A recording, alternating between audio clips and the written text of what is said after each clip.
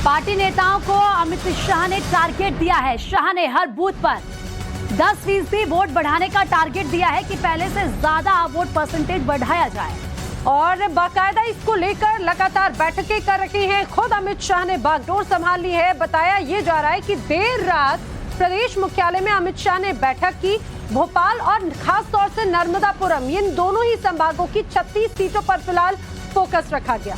आपको बता दें कि जो नेता रूठ चुके हैं, कार्यकर्ता हैं, उनको मनाने का निर्देश दिया गया, क्योंकि जिस तरीके से हमने देखा कि टिकट कुछ लोगों का कटा या किसी को नहीं दिया गया, जिसको उम्मीद थी कि मुझे टिकट दिया जाएगा, ऐसे में विरोध भी हुआ। और अब ये अमित शाह की तरफ से कहा गया है कि जो नेता रूठ चुके हैं, जो कार्यकर्ता रूठ हैं, उनको भी मनाया जाए और 10% ज्यादा वोट हर बूथ पर आना चाहिए। आखिर किस तरह की रणनीति है, क्या कुछ हुआ है इस बैठक में खास, सीधे जाने के लिए रुक कर लेते हैं मध्य प्रदेश का। राजधानी भोपाल से मकरंद काले समय मेरे साथ में जुड़ रहे हैं।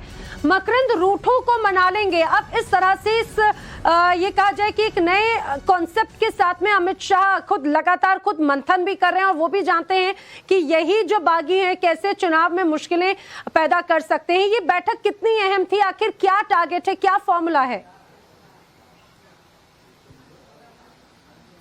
मेरे जिस तरह से अभी तक का चुनाव देखा है मैंने, मुझे लगता है कि ये बैठक शायद इस पूरे चुनाव की सबसे महत्वपूर्ण बैठक है।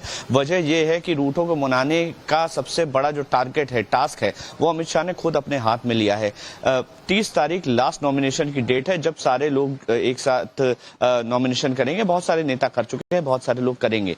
अगर ये बागी नॉमिनेशन कर देते हैं तो बीजेपी के लिए मुश्किल हो सकती है। इसीलिए नॉमिनेशन से पहले, एक दिन पहले, सारे बागियों को मनाने की एक कवायद, 3 दिन का तूफानी दौरा अमित शाह का है। और इस दौरान उन्होंने कल जिस तरह से जबलपुर के पूरे क्षेत्र में, छिंदवाड़ा में जो नाराज बीजेपी से कार्यकर्ता थे या फिर ऐसे बागी जो खड़े होते, तो शायद बीजेपी को मुश्किल हो जाती, उनको मनाने का काम किया। इसके अलावा हर बूथ पर 10% वोट बढ़ाने के लिए मोटिवेट किया है। और 10% वोट का मतलब है कि 41% से अगर बीजेपी 51% अपना वोट शेयर कर लेती है, तो जाहिर है कि उसको बहुत ज्यादा मेहनत जीत के लिए नहीं करनी होगी।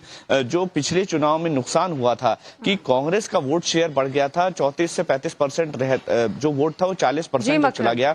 बीजेपी का वोट शेयर इंटैक्ट रहा, वो 40 से 41% तक ही वेरी करता है। तो अब ऐसे में अगर वोट शेयर बढ़ता है तो कांग्रेस का वोट शेयर अपने आप कम हो जाएगा। तो ये एक स्ट्रेटेजी है बीजेपी की। और अमित शाह चूंकि इस पूरे मुहिम को खुद लीड कर रहे हैं, तो जाहिर है कि कार्यकर्ता बहुत ज्यादा अमित शाह से जुड़ा है और मोटिवेटेड रहता है। और इसीलिए उन्होंने कमान अपने हाथ में ले रखी है। और इसीलिए टारगेट भी दिया है कि 10% और ज्यादा